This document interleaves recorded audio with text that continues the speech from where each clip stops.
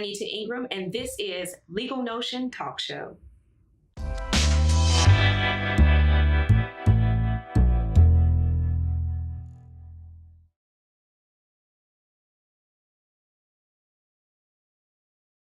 Hello and welcome to Legal Notion. Here on Legal Notion, we don't do hot topics, but we do have a hot docket. I'm joined with my legal colleagues today, Erica Davis, Jana Matthews, and I am Juanita Ingram, your host. We're going to get right into the hot dockets. Yes. What do we have up for today? Today we have Donald Trump, right? Well, yeah, we do have the element of Donald Trump. Don't want to give him too much publicity, but we will start with the positivity of this nature. Okay. That's LeBron James. LeBron James opened the I Promise School in conjunction with the LeBron James Family Foundation and the Akron Public School System. It's a public school, a combination of all three entities I mentioned. The contract's still being worked out, so we don't exactly know what the details are, but we do know that LeBron James and the foundation that he's a part of have committed to $2 million at least a year for the program. That's fantastic. After he spoke to Don Lemon about it, via Twitter, the 45th president, despite his wife's her program is called Be Your Best. It's a responsible online behavior, something he doesn't necessarily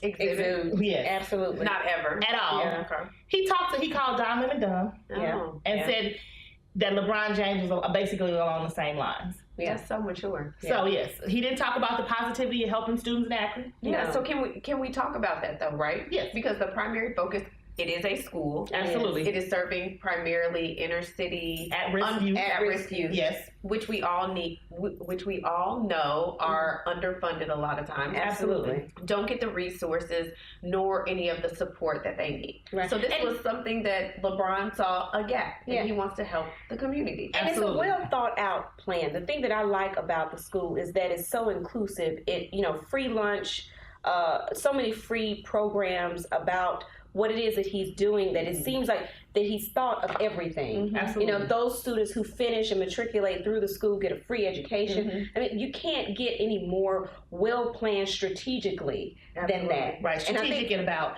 wraparound services for students and families, a food pantry that they'll have access to, free uniforms. Yes. He gave each student a bicycle and a helmet to start the school year. And like you mentioned, the free education.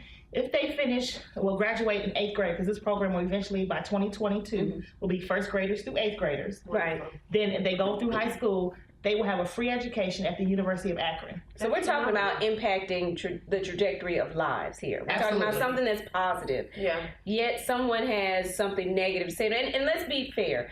He did say on Don Lemon's show, he did say, I think that President Trump is trying to use athletics to be divisive. And that I cannot stand behind. And he also said that he would never sit across from President Trump. So, but here's the thing. Aren't we allowed our opinion? With all the things in the world that you can concentrate on or should be concentrating on, absolutely, that you choose to lash out on Twitter. But I think the most interesting part is his wife, Melania. Now, you have redeemed yourself a little bit, girl. I don't know, from that jacket, did she? From that jacket, in the words of Tyra Banks, honey, we were all rooting for you. Yeah, okay? I was like, blink once, Melania, blink twice if you need help. I felt like you were a prisoner a little bit. I feel sorry for you because I felt like, she was just a victim of circumstance, but even she came out and praised what LeBron did. So I think it also she mentioned that LeBron James' efforts, he's doing good things on behalf of our next generation through her spokesperson. That's what she came out and said, and even offered to visit one day. Well, here's the thing. Did Donald Trump point to one thing that was bad about the program? He didn't give any acknowledgement that it's good. I mean, there's really not a downside. I know there was like a tax issue. They're like, the tax dollars are going to go to this program. And from what I've read and understand, it's not a tax increase, at least not right now. Right. But, here's the thing. These are kids that we're talking about that will eventually, hopefully, be productive members of society. I don't feel like you can pour too much into them. No, and I think what he said, no one likes to have something negative said about them. And so, Donald Trump obviously doesn't like for anyone to say anything negative about him. I do think when you sit in that office, though, there has to be some level where you rise above, the mediocrity of life. I mean, you're the president of the United States. Absolutely. There ought to be better things that you have to do than the focus on going tit for tat for every little thing. But what he said, I just take personal issue with because I think it's what and I'm not saying that he is affiliated with this, but behavior speaks louder than words. I think the insult that he gave and calling 2 African American males stupid is the calling card of most white supremacists and what they attack about black people. That's the biggest issue that I have, is that, out of all the things that you can say, if you have to say something and so you don't have better things to do, but to continue to feed into the negative stereotype and the attack that white supremacists and that sort of group has used against black men in particular, and just the word stupid cuts so deep. And speaking of racial issues that cut deep and stereotypes and how things are affected racially, the other issue that we have on the docket is this brawl that happened in Brooklyn at the Red Apple Nails Salon. I want to make sure I get the name correct. The Red Apple. There are many protesters out there still now out in Flatbush. I'm sure many of you saw the video of the grandmother that was beaten with a broomstick. Now, Christina Thomas and her grandmother went to the nail salon. They paid for a pedicure, manicure. They asked also for her eyebrows to be done. Apparently, they jacked up her eyebrows. Now, first of all, let's get on that, okay? Because the eyebrows frame the face, okay? Yes. You jack up somebody's eyebrows, you don't deserve. I know it was a $5 wax job, apparently, but it's a problem. If you jack up my eyebrows, I'm not paying you either. First of all, that's dirty, okay? It was real low down for you to do that woman's eyebrows like that. Apparently, all of her eyebrows were gone. Why she had to walk out looking like a wide-eyed bass, I don't know. Right. And you expected somebody to pay you for that. You're not paying but for she that. already paid for it. The service. Well, she paid for the pedicure and the manicure. And let's be clear about the pricing structure. Right. And I don't know if it was $25 or $30 or $10. But the bottom line is she paid for a manicure and a pedicure, and I assume it was probably over $20. Gotcha. The eyebrows are $5. So if you have subpar service, and you've paid for majority of your services, you would think that as a compromise, the business owner would say, I apologize, no charge for that. But that's not exactly what happened. Instead, she gets beat with a broomstick. And like an animal. I mean, they beat her like she was a hyena on Pride Rock. I don't understand. They beat her like she was an animal. I mean, I don't mean to make light of it because she's a grandmother. Right. And the video is just atrocious, actually, to watch. And what the facts that are coming out, these were women that actually frequented that nail salon before. The owner of the nail salon and that woman were actually friends. So it's just really shocking. I think one of the mistakes that came out was that the black women were arrested and the owner was not. Actually, both were arrested. Both faced charges of assault. But I just think it's interesting. I do agree with the protest. I think black dollars matter. I think all dollars matter. Yeah. I think where you spend your money, you should spend your money with people who respect you. Absolutely. That if you come out with your eyebrows snatched off of your face and you refuse to pay for that you don't get beaten like a dog in the street. So, it'll be interesting as this one unfolds. We'll keep a close watch on it and see how it develops. So thank you so much for joining us on this episode of Hot Dockets. We have more intriguing interviews coming up, and stay tuned, and we'll be right back. This is Legal Notion. Hey everybody, welcome back to Legal Notion. Thanks for hanging out with us for Hot Dockets.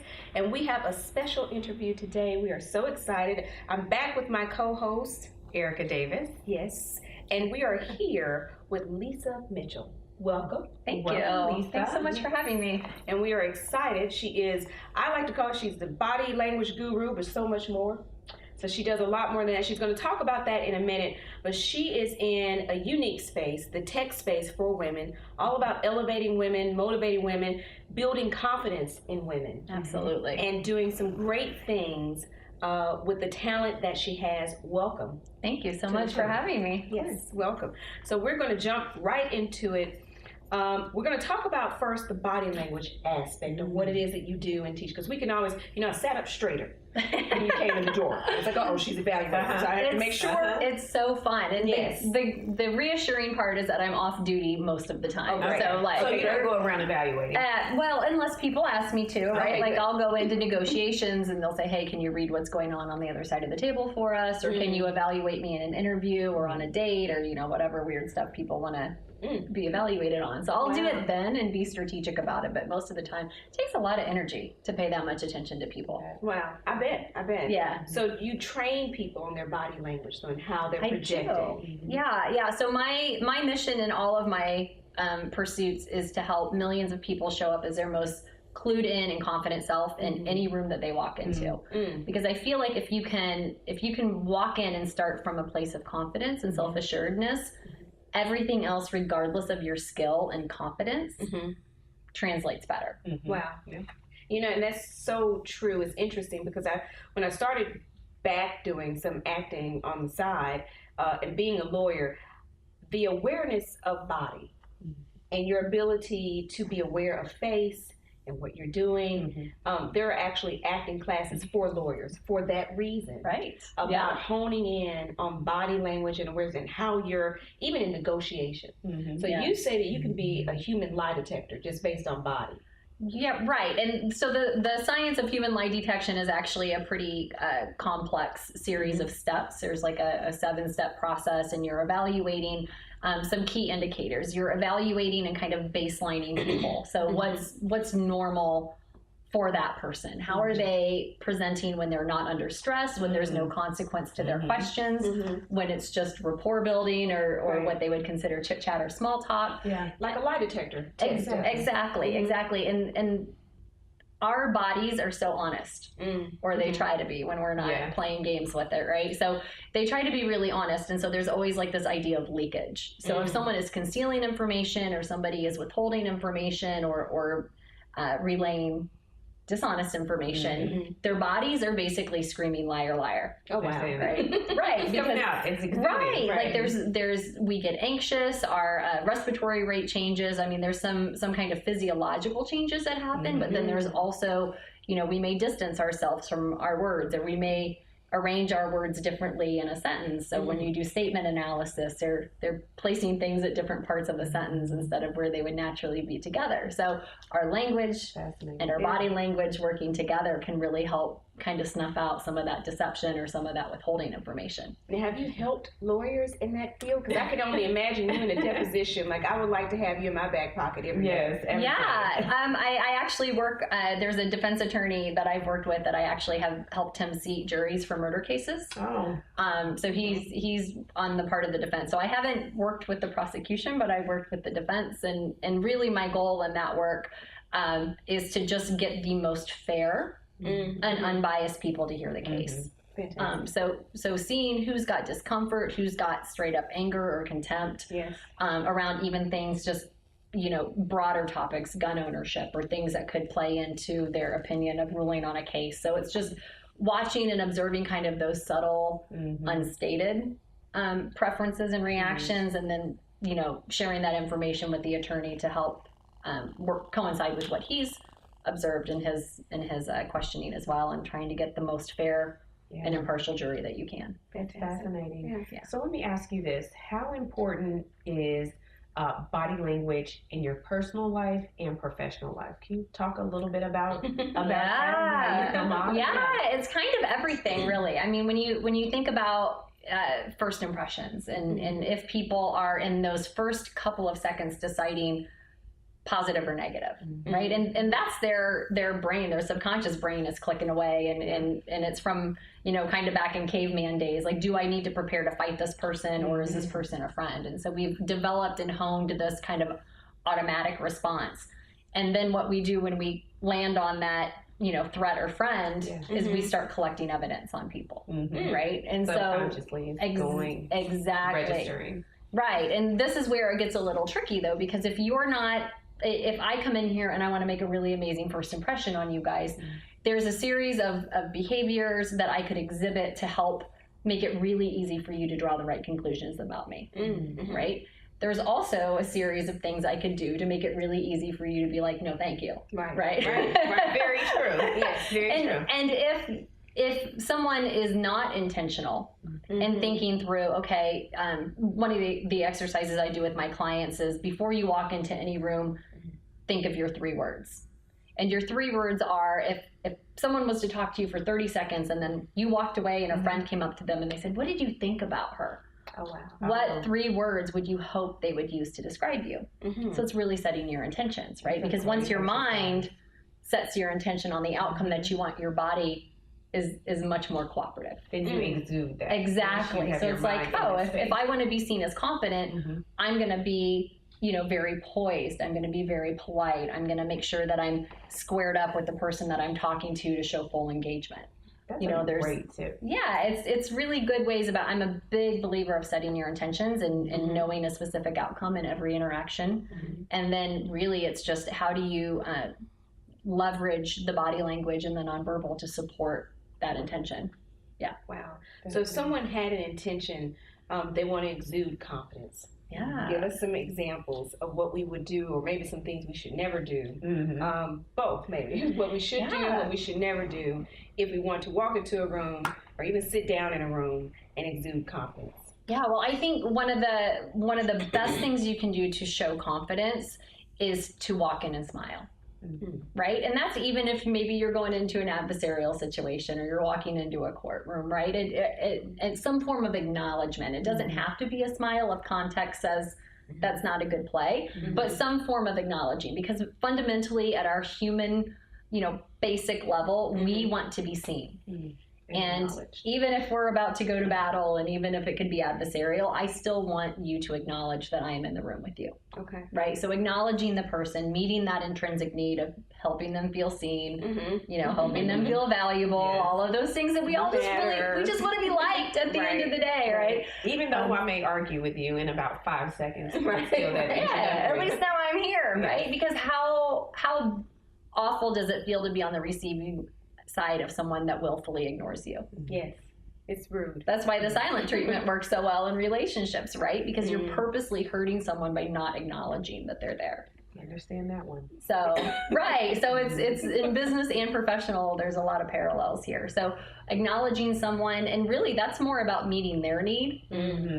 But you, by giving them that gift of meeting their need, you get to take ownership of that connection. Benefit from that. Right? So you get You're to in drive. control. Exactly. Yeah. Exactly. And so if you can be the person who's making other people feel valuable, like what's not to love about that? It's like a win-win. Yeah, exactly.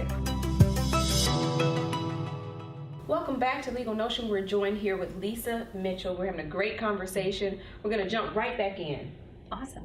Yeah. Let's go. So can you give us some pointers when you're communicating professionally to exude confidence? So some of the things that we talked about earlier, do you have any pointers for us? Yeah, absolutely. So there's a lot of science around what is effective for getting it, influence, being seen as confident, making a great first impression. So a lot of that can be broken down into very simple steps. So for instance, eye contact.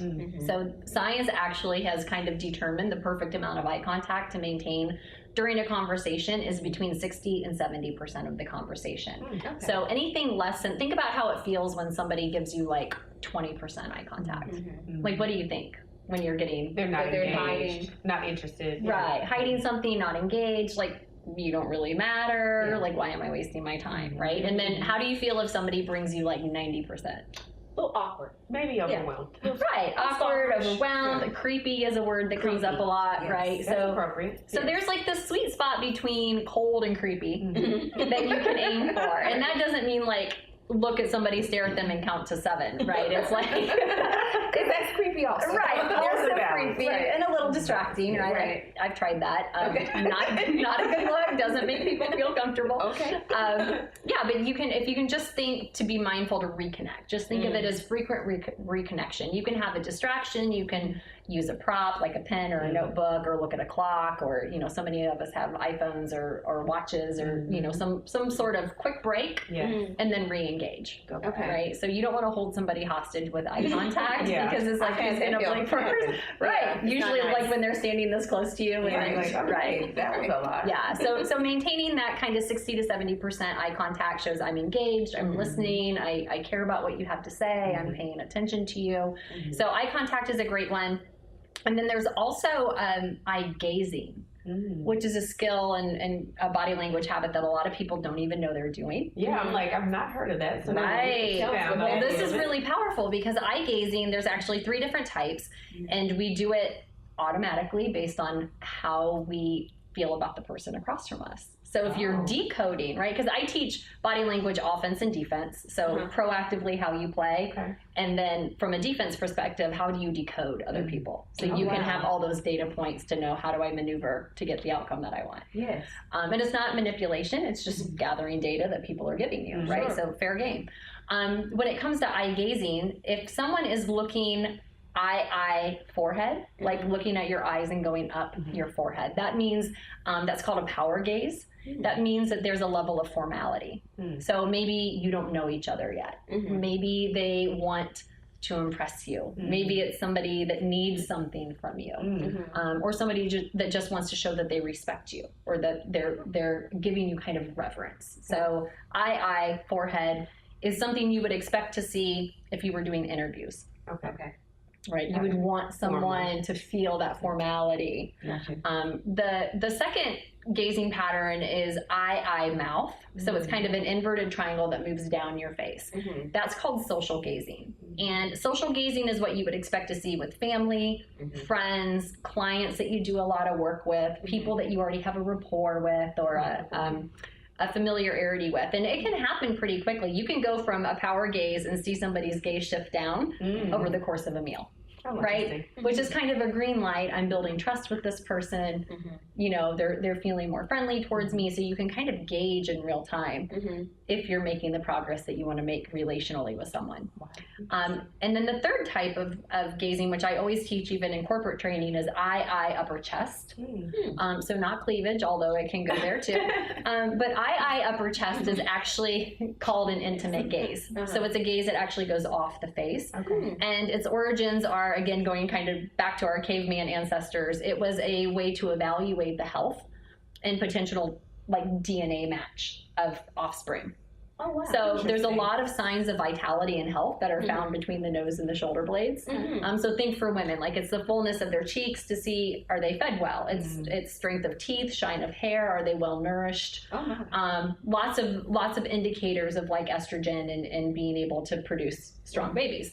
For men, same thing, right? Adam's apple, stubble, broad shoulders, you know, all of these little biological indicators that back when there wasn't really another way to evaluate things like that, our brains kind of kick that into gear.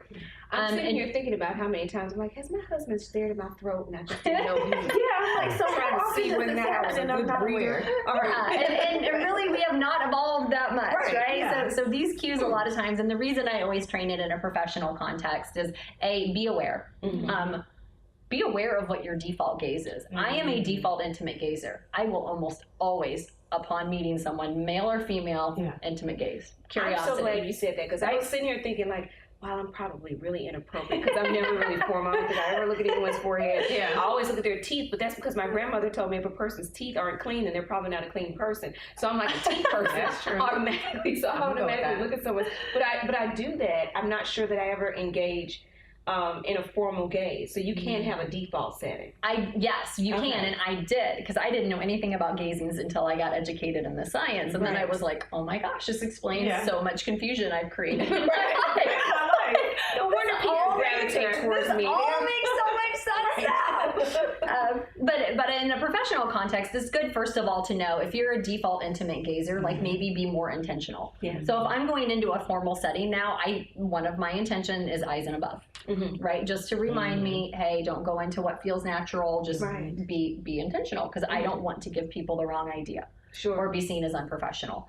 And then also it's a good, you know, from a defense standpoint. So for you to be able to code, if you're interacting with someone and you see a lot of intimate gazing and it's not appropriate, then you can course correct at that point, right? That's very good to know. Yeah, and you can actually course correct without even acknowledging it, really. So we like to mirror the people across from us. So if someone is intimate gazing, this is one of those little hacks. If someone's intimate gazing and shouldn't be, if you just power gaze the heck out of them, a lot of times their subconscious will be like, oh, thanks, no thanks, and they'll meet you back up in power gaze. Yeah, like let me straighten up because I'm not getting the same. Exactly. And they, again, it's probably subconscious. They probably don't even realize it's happening, but this whole process is running in the background. That's fascinating. How the mind works. Yes. So power gaze would be what you would want to build confidence or in a professional setting, unless you're, really looking to build rapport Yeah. with someone. And then a social gaze would be appropriate in most contexts. Well, speaking of professional settings, and we only have a little bit of time left, but I really want to talk about selflessly. Yes. Tell us about that and what Yeah. that is, and tell So us all about it, exciting. because it is phenomenal. Yeah, so Selflessly, I have an amazing co-founder, Joshua Driver, and he and I are really passionate about helping nonprofits get the support, resources, volunteers, and exposure that they need to stay on mission. We both are involved in nonprofits and on boards, and we know how much work it takes just to meet your basic needs. Yes. And so for us, having that as our driver, we are helping corporate partners, businesses of any size, from small retail operations all the way up to enterprise level organizations, create, maintain, and track corporate social responsibility programs and really get a handle and tell the story about their social impact. So we realize in order to get nonprofits what they need, we have to offer the benefit to the business partners, right? And so we're making it easy. It's employer supported but employee driven. So each employee gets to set up their own profile about what lights them up. Yes. What causes do they love? Who do they support? How do they want to volunteer? Do they want to go on site and plant trees, or do they want to sit in their cube and build an email template, right? Both are needed by nonprofits. Absolutely. And so it's being mindful of how we can be much more inclusive around philanthropy and around volunteerism, and how we can just more efficiently meet the needs of the nonprofits in our communities. And that is so important, I think, especially from the nonprofit lens of being able to have the narrative. Because when, and someone who's started a nonprofit before, you get so close to the mission. Right. That it's your mission and you tell it and you think that you're being passionate, but are you really conveying it in a way that's going to draw in the type of volunteer or the type of company that's going to identify with what it is that you're doing? That's phenomenal. Yeah, it's been fun because nonprofits are the last to get technology and they're the last to get innovation, right? Sure. And they're the ones that need it the most and could do the most good with it if they had it. And so it's been fun to talk to nonprofit directors and volunteer coordinators and challenge them with what else. Like bodies and money, we know nonprofits are always going to need bodies and money. Yes. But what else? Like, what did you spend your time chasing down yesterday that took you off your mission? So sometimes it's just conference room to have a board meeting, or it's equipment, or it's a technical skill, or it's somebody to go through QuickBooks with them, or it's like you're not asking. People want to help meet that need, but you need to be mindful of how you're asking, and this is a platform that really helps match the need with the skill. Fantastic. Is it global or local? We are doing a regional Indianapolis area launch right now because Josh and I are sitting in these businesses and in these charities and really making sure that they understand and making sure, frankly, that we've built it right. Right. This is our organic platform. This is something out of nothing. And we have our basis of experience and kind of our test markets and focus groups that we've done, but we want to see it in action with all different levels of skills and different causes, and make sure that we really have the right feature sets in that are going to get the job done. Fantastic. That was a selfish question because I know so many people need your help all over the world. Yes. And so if people want to get in contact with you, how do they do that? Lisa at Selflessly. It's selfless.ly. Selfless.ly. Yep. Fantastic. Yes. Thank you so much for being here with us. We're going to sit up straighter. We're going to be intentional about our what we do and engage, and we're going to have some intimate and formal gazing, and I'm going to evaluate whether or not my husband is looking at my throat for a particular reason. But thank you so much. This has been fantastic. Thank you so much for having me. Thank you. It's been great. Until next time, tune in to Legal Notion. Thank you so much for joining. To Ingram, the host of Legal Notion Talk Show. Join us as we bring you pop culture and current events with a legal twist. Check us out every week on Facebook Watch, Mommy Talk Channel.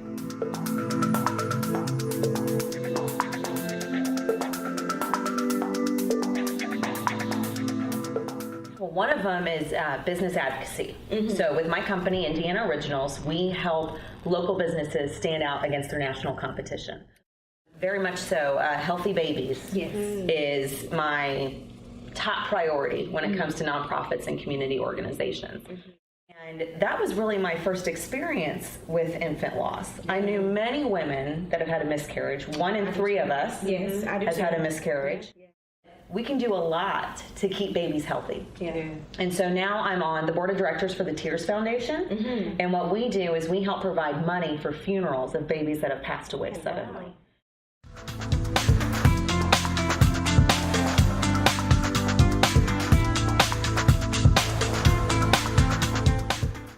call for accountability from white officers who maim and kill our black men.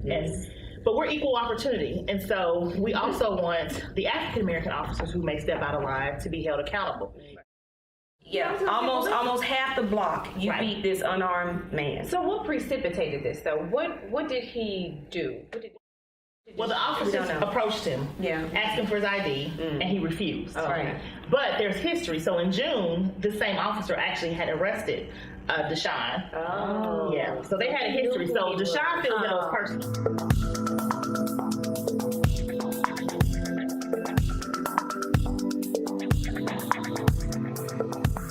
So DL Hughley has been in the news recently. ODL. ODL. So he gave an interview where he talked about his wife paying his mistress money.